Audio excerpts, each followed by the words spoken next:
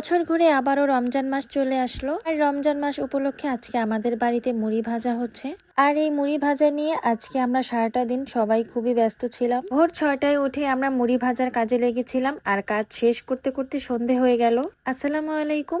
হাতে গোনা আর কয়েকটা দিন আছে রোজার, আর তাই আজকে আমাদের বাসায় মুড়ি ভাজা হবে। একটা সময় গ্রামের অধিকাংশ বাড়িতেই এই রমজান মাস আসার আগে মুড়ি ভাজা হতো, কিন্তু এখন আর কেউই মুড়ি ভাজে না, সবাই কিনে খায়। ভোর 6টায় উঠে আগে আম্মা আমাদের সকালের নাস্তা রেডি করে তারপর মুড়ি ভাজার প্রস্তুতি নিয়ে নিল। তুমি বালুগুলোকে চেলে নিল, পর আম্মা শক্ত একটা লাঠি নিয়ে নিল, লাঠির মাথায় কয়েকটা কাপড় দিয়ে এইরকম গোল করে নিল। লাঠি দিয়ে কিন্তু মুড়ি নাড়তে হবে। সকালে খাওয়ার জন্য আম্মা আজকে শুটকি দিয়ে, বেগুন দিয়ে, আলু দিয়ে চচ্চড়ি করেছে এবং ভাত রান্না করেছে। চুলার মধ্যে প্রথমে আম্মা একটা ছোট টিনের টুকরা দিয়ে দিল।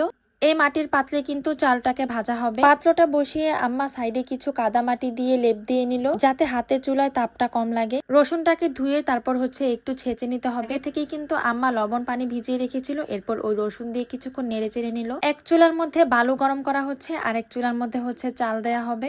আগুনের তাপে চুড়িগুলা গরম হয়ে যাচ্ছিল। এরপর আম্মা চুড়ি খুলে নিল। আর এইদিকে দেখেন সকাল বেলায় কত বড়ি পড়ে থাকে এইরকম আমাদের দরজার সামনে। আব্বা ঘুম থেকে উঠে আগে বড়ই কুড়িয়ে নিল। বাচ্চা কাচ্চা ঘুম থেকে উঠলে হাঁটাচলা করলে বড়িগুলা কিন্তু নষ্ট হয়ে যাবে। আর এইদিকে আম্মা কিন্তু চালগুলা নাড়তেই আছে। এখানে 2 বাটি চাল দেওয়া হয়েছে। এরপর রসুন ভেজানো লবণ পানি দিয়ে এরপর নাড়তেই হবে। যখন চাউলের কালারটা একটু চেঞ্জ হয়ে আসে তখন কিন্তু এটা মুড়ি ভাজার জন্য প্রস্তুত হয়ে যায়। এই তো দেখেন ফাইনালি চাউলের কালারটা কিন্তু পরিবর্তন হয়ে আসছে। এদিকে কিন্তু বালুটাও গরম হয়ে আসছে। দেখেন বালুটা কিন্তু এখন পুরোপুরি রেডি মুড়ি ভাজার জন্য। এই তো আম্মা বালুটাকে ঢেলে নিল। এই বড় পাতিলটার মধ্যেই কিন্তু বালুটাকে প্রথমে ঠান্ডা করে নিতে হবে। তো দেখেন আম্মা একটা কাঠি দিয়ে কিন্তু বালুটাকে ঠান্ডা করে নিল। এবার আম্মা সেই চাউলের পাতিলের চালগুলাকে ঢেলে নিল। চালটা ঢালার পর সাথে সাথেই কিন্তু এইভাবে দুলিয়ে দুলিয়ে মুড়িটাকে ভেজে নিতে হবে। এখানে কিন্তু একদমই সময় নেওয়া যায় না, একটু সময় বেশি হলেই কিন্তু মুড়িটা পুড়ে যাবে। আর আরেকজনকে এইভাবে নাড়তে হয়। নাড়াচাড়ার মধ্যে একটু কম বেশি হলেও কিন্তু মুড়ি নষ্ট হয়ে যায়। এই তো দেখেন আমাদের মুড়িগুলো কিন্তু খুব সুন্দর হয়েছে। পর আমি আর আমার ননদ গতকালকের হাঁসের মাংসের ঝোল দিয়ে মুড়ি মাখা করলাম, গরম গরম মুড়ি দিয়ে। হাতে ভাজা মুড়ির যে একটা স্বাদ পাওয়া যায় এটা কিন্তু কেনা মুড়িতে পাওয়া যায় না। আর মুড়ি কিন্তু কখনোই একা ভাজা যায় না, মুড়ি ভাজতে 3 জন মানুষ লাগেই। আগেকার দিনের মানুষেরা কিন্তু এইভাবে পরিশ্রম করে মুড়ি ভেজে তারপর ভাজা মুড়ি খেত। আর আমাদের মুড়িগুলো এত সুন্দর হচ্ছিল। আজকে আমিও চেষ্টা করছি কিছু কিছু কাজ শেখার জন্য, যেটুকু পারছি হাতে হাতে করে দিচ্ছি। এই তো দেখেন মুড়িগুলো অনেক সুন্দর হয়েছে, একদমই সাদা ফকফকে হয়েছে। 2-1টা খোলা একটু নাড়াচাড়ার 19-20 হওয়ার কারণে একটু লাল হয়ে গিয়েছিল।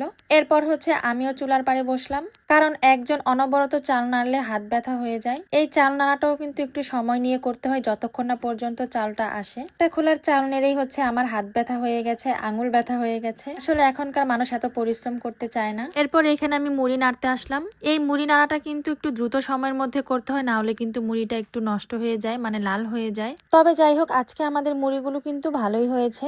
আজকে আমরা প্রায় 8 কেজি চাউলের মুড়ি ভেজেছি। গ্রামের এই ঐতিহ্যগুলো এখন হারিয়ে যাচ্ছে। এই যে দীর্ঘ একটা সময় আমরা মুড়ি ভাজলাম রান্নাঘরে, এই রান্নাঘরে কিন্তু অনেক অনেক গল্প হয়ে গেছে আজকে। আর এই মুড়ি ভাজা শেষ করতে করতে আমাদের প্রায় 4টা বেজে গিয়েছে। এরপর খাওয়া দাওয়া করে আবারও কাজে লেগে গিয়েছি। মুড়ি ভাজলেই কাজ শেষ হয়ে যায় না, মুড়ি ভাজার পরে আরো কাজ থাকে, যেমন এইরকম বালু ছাকতে হয়। এরপর সাথে 2-1টা মুড়ি পুড়ে যায়। এরপর ওই পোড়া মুড়িগুলোকে বেছে নিতে হয়। এইটাও কিন্তু অনেক সময় নিয়ে করেছি, আমাদের প্রায় 1 ঘন্টা সময় লেগে গিয়েছে 2 জনের। এরপর মুড়িগুলাকে টিনে সংরক্ষণ করতে হয়। এই তো দেখেন আমরা টিনে ভরে নিচ্ছি। এরকম টিনে মুড়ি রাখলে কিন্তু মুড়ি অনেক দিন পর্যন্ত ভালো থাকে, একদম ফ্রেশ থাকে। দেখেন মুড়ি থেকে কত ময়লা বের হয়ে আসছে। যদিও আমাদের আজকে একটু পরিশ্রম হয়েছে, তবে রমজান মাসে কিন্তু একটু আরাম করেই খাওয়া যাবে। রমজান মাসে বুটের সাথে মুড়ি মাখা করলে কেনা মুড়িটা একটু তাড়াতাড়ি নেতিয়ে যায়, তখন একদমই খেতে ভালো লাগে না। আজকের ভিডিও এ পর্যন্তই। সবাই ভালো থাকুন, আর ভিডিওটি ভালো লেগে থাকলে পেজে একটা ফলো দিয়ে যাবেন।